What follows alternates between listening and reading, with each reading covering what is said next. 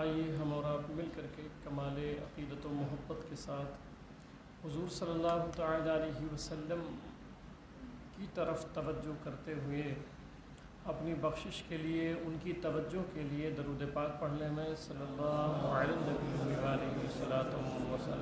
علیک یا رسول اللہ صلاۃ وسلام علیک یا حبیب اللہ صلی اللہ تعالیٰ علیہ وسلم۔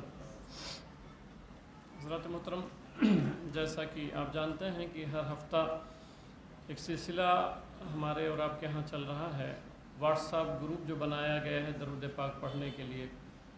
اس ہفتے میں جو درود پاک اس گروپ پر آئے ہوئے ہیں ان کی کل تعداد ہے 17,74,890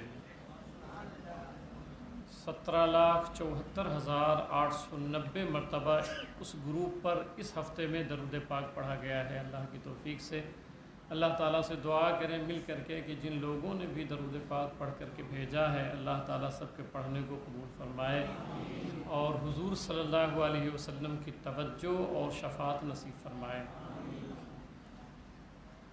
درود پاک پڑھنے سے ایک ماحصل احادیث طیبات کے حوالے سے میں عرض کروں کہ کیا ملتا ہے۔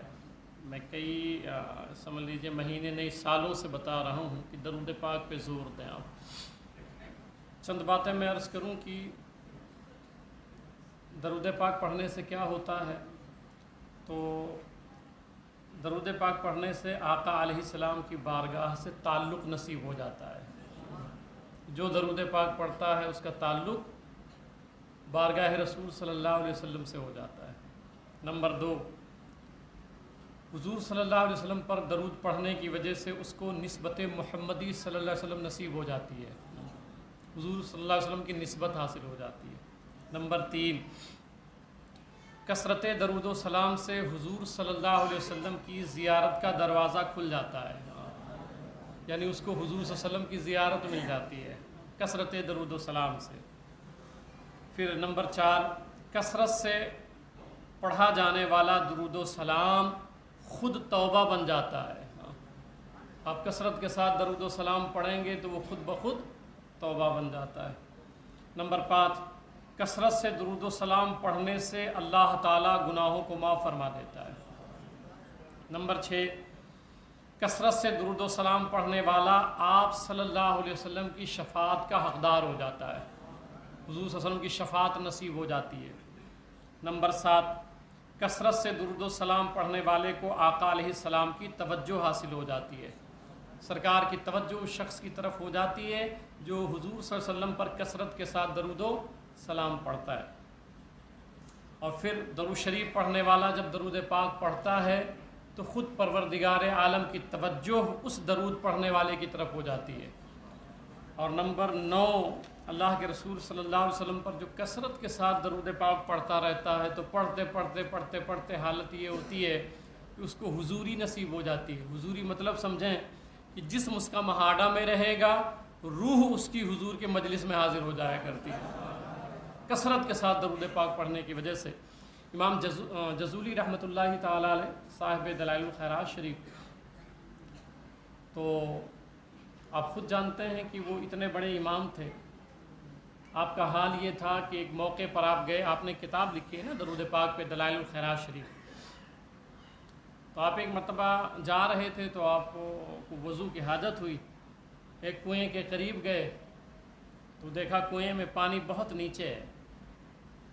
اب آپ ڈول اور رسی کے متلاشی ہوئے، اتنے میں ایک بچی چھوٹی سی تھی جو کھڑکی سے دیکھ رہی تھی، اس کو سمجھ آ گئی بات کہ شاید ان کو پانی کی تلاش ہے۔ وہ بچی وہاں سے آئی اور اس نے اپنا لعاب دہن کنویں میں ڈالا، پورا پانی باہر آ گیا۔ امام جزولی نے اس سے وضو کیا۔ آپ نے اس بچی سے پوچھا کہ بھی یہ تمہاری جو کرامت میں نے دیکھی ہے یہ کس وجہ سے؟ تو اس بچی نے بتایا کہ میرا ایک عمل یہ ہے کہ میں حضور صلی اللہ علیہ وسلم پر کثرت کے ساتھ درود و سلام پڑھتی رہتی ہوں۔